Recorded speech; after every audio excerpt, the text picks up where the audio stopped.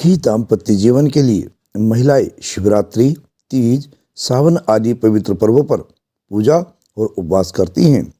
इसके पीछे की बड़ी वजह है कि भगवान शिव और माता पार्वती गृहस्थ जीवन के आदर्श हैं। भगवान भोलेनाथ को तो गृहस्थ का देवता माना जाता है। लड़कियां अच्छे और मनचाहे वर को पाने के लिए भगवान शिव की पूजा आराधना करती हैं। महिलाएं भी पति की लंबी आयु के लिए महाशिवरात्रि पर व्रत रखती हैं। महाशिवरात्रि का महत्व क्या है?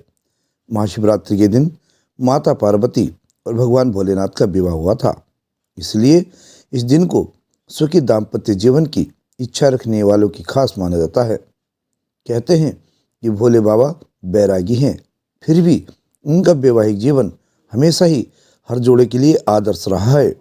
अगर आप भी सुखी दाम्पत्य जीवन जीना चाहते हैं और शादीशुदा जोड़े को माता पार्वती और भोलेनाथ की वैवाहिक जीवन से जुड़ी कुछ बातें सीखनी चाहते हैं तो आप सुने। पति और पत्नी एक हैं। भगवान भोलेनाथ को अर्धनारीश्वर भी कहा जाता है। अर्धनारीश्वर का मतलब होता है आधा पुरुष आधा स्त्री। कहा जाता है कि एक बार भगवान भोलेनाथ ने अर्धनारीश्वर का रूप लिया था। उनका ये रूप हर शादीशुदा जोड़े के लिए एक सीख है, जो ये दर्शाता है कि भले ही पति पत्नी का शरीर अलग हो, लेकिन मन से दोनों एक ही होते हैं। इसलिए हर पति पत्नी को समान अधिकार, समान सम्मान मिलना चाहिए। अक्सर कल्पस में झगड़ों की एक वजह खुद को साथी से बड़ा साबित करना होता है। अंतरात्मा से प्यार करना। माता पार्वती एक खूबसूरत, कोमल और सभी के मन को मोह लेने वाली राजकुमारी थी, लेकिन भोलेनाथ भस्मधारी, गले में सर्पों की माला पहने बैरागी थे।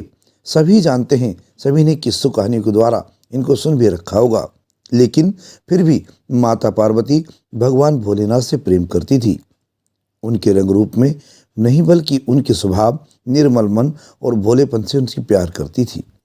गृहस्थ जीवन के लिए जरूरी है कि कपल एक दूसरे से प्यार करे, ना कि उनके रंग रूप और पैसों को अहमियत दे। गृहस्थ जीवन के लिए प्यार जरूरी है, पैसा और खूबसूरती नहीं। किसी भी रिश्ते में विश्वास और ईमानदारी होना भी बहुत जरूरी है। माता पार्वती से भोलेनाथ बहुत प्रेम करते हैं। दोनों एक दूसरे के प्रति ईमानदार और एक दूसरे के सम्मान के लिए कुछ भी कर जाने वाले दंपत्ति हैं। पुराणों के मुताबिक माँ गौरी शिव जी के अपमान से दुखी होकर सती हो गई थी। वही भगवान भोलेनाथ माता के सती होने से रौद्र रूप में आ गए थे और दुनिया का विनाश करने के लिए तांडव करने लगे थे।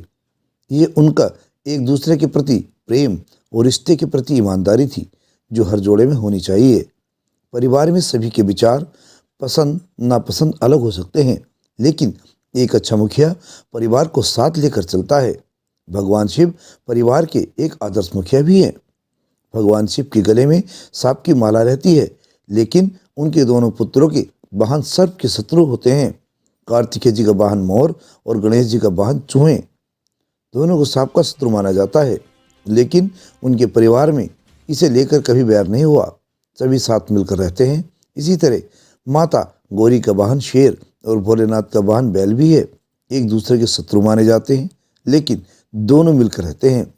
विषम परिस्थितियों में भी परिवार का साथ रखने की बहुत बड़ी कला है, अर्थात परिवार को साथ रखने की क्षमता पर पति में होनी चाहिए। माता पार्वती शिव जी की अर्धांगिनी हैं। भोले बाबा अक्सर अपनी तपस्या में लीन रहते हैं, लेकिन माता पार्वती उनकी अनुपस्थिति में परिवार, अपने पुत्रों और सभी देवी देवताओं समेत सृष्टि की देखभाल करती हैं। इतना ही नहीं, माता पार्वती एक कोमल राजकुमारी होने के बावजूद विवाह के बाद भोलेनाथ संग किसी महल में नहीं, बल्कि बर्फीले कैलाश पर्वत पर वास करती हैं। पार्वती जी ने सुख सुविधाओं से दूर अपने पति के जीवन को खुशी से अपनाया। गृहस्थ जीवन में हर पत्नी को पति संग सुख दुख में साथ रहने की सीख पार्वती जी देती हैं। सुख सुविधाएं नहीं, बल्कि पति के साथ आदर्श सुखी जीवन के लिए जरूरी है। हमसे जुड़े रहने के लिए हमारे चैनल को सब्सक्राइब करना ना भूलें। साइड वाला लाल बटन जरूर दबाएं।